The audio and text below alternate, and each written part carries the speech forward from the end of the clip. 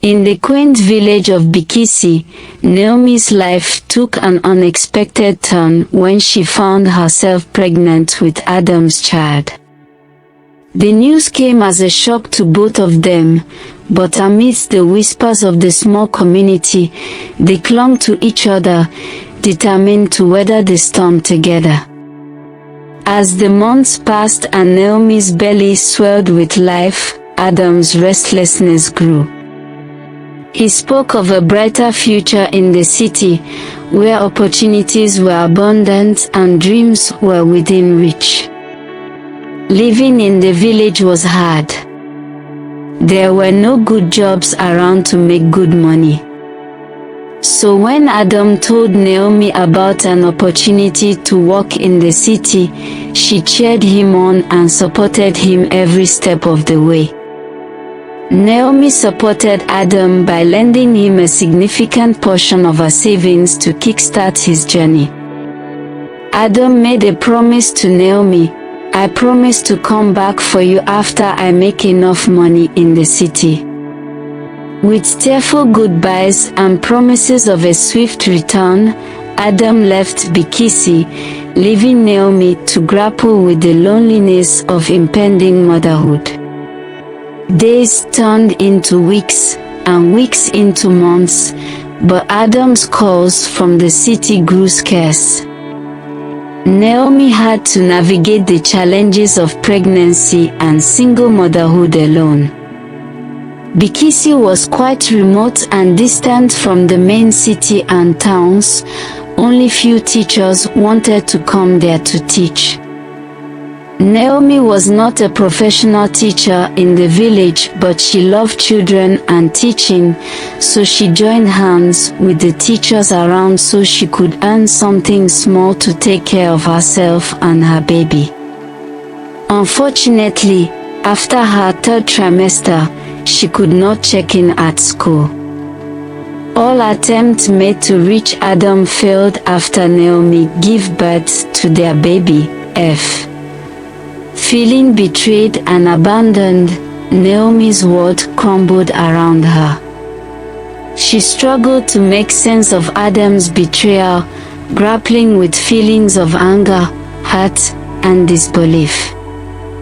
After 2 years of no communication, and just as Naomi had resigned herself to this new reality, Adam reappeared, promising a brighter future in the city. With a mild tone in his voice he said, "I am so sorry for not calling you. I am currently here to take my baby and you to the city. I've gotten a job as a driver for a very important man in the city. He has a daughter the same age as our daughter, and he was looking for a nanny to take care of his child. He wanted someone who can read for the child at night. So I recommended you to him. I have already told him you have a baby on your own, but he didn't mind since the kids are the same age and can play together."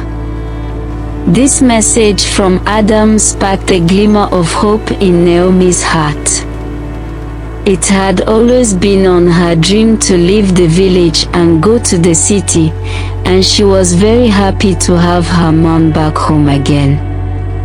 Naomi and Adam, together with their daughter, left for the city the following week.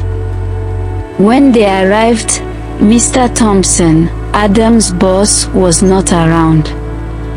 Apparently, Mr. Thompson and his daughter, Lily, had gone to visit his mom in another town. Naomi was about to take her luggages into the house when Adam stopped her and said something shocking. He said, "Welcome to your new home. I have been residing in the boys' quarters and I am currently in love with another woman whom I have been living with for a year. She is Adwa, the woman you saw take my bags inside the boys' quarters." This revelation came as a shock to Naomi, especially since they had been intimate recently. Did this man bring me from the village to the city only to tell me he no longer loved me? Naomi thought to herself. She stood there feeling angry and unsure of what to do.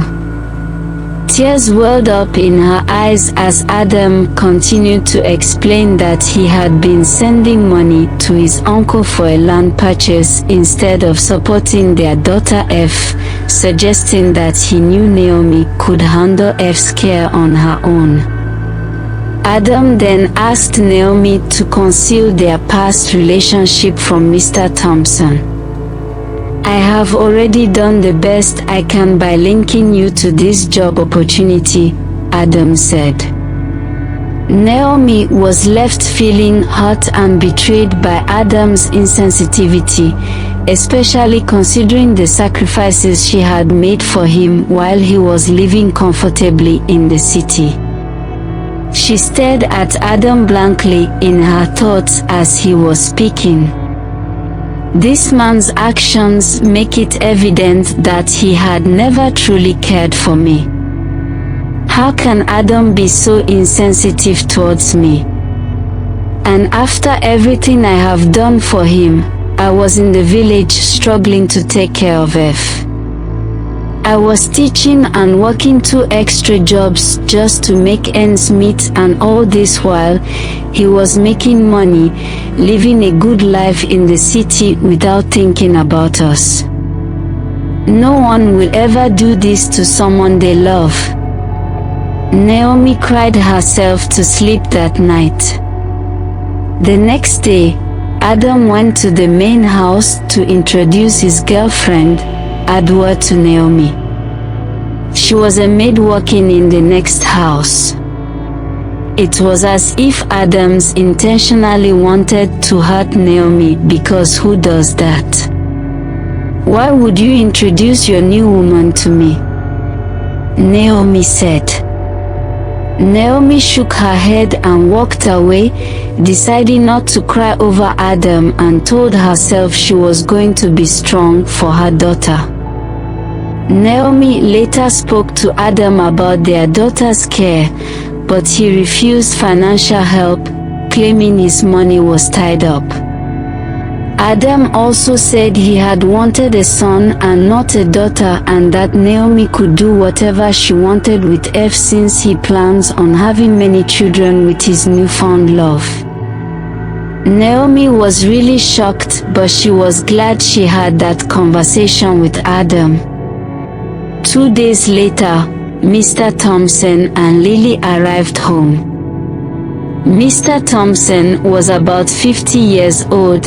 He interviewed Naomi and seemed pleased. He outlined Naomi's duties and introduced her to his daughter. The 2 little girls, F and Lily, quickly bonded in no time. Mr. Thompson was happy to see Lily happy, especially since she has not been happy after the passing of her mother.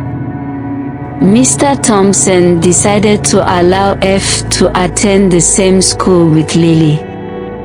As Naomi settled into her new role, she found solace in her work and the blossoming friendship between Lily and Emily. Unfortunately, Mr. Thompson had an accident and Naomi had to take care of him too. Eventually, Naomi developed feelings for Mr. Thompson, who reciprocated it. It had been long since Mr. Thompson felt loved. As Naomi and Mr. Thompson's connection deepened, a forbidden romance ignited, sending shockwaves through the halls of the Thompson mansion. Despite their best efforts to resist temptation, their hearts refused to be denied. Naomi then decided to tell Mr. Thompson about her past, but Mr. Thompson was not bothered at all. Meanwhile, Adam heard of the new happenings in Naomi's life and made desperate attempts to win back Naomi's affection. Adam showed up night after night to apologize and said he wanted them back, but Naomi rejected him. As Naomi's wedding to Mr. Thompson loomed on the horizon, Adam's presence cast a shadow of doubt over her newfound happiness. But surrounded by love, laughter, and the promise of a brighter tomorrow, Naomi stood tall as a symbol of resilience and triumph in the face of adversity. From struggle to triumph, Naomi's journey was a testament to the indomitable spirit of the human heart and the unwavering power of love to conquer all.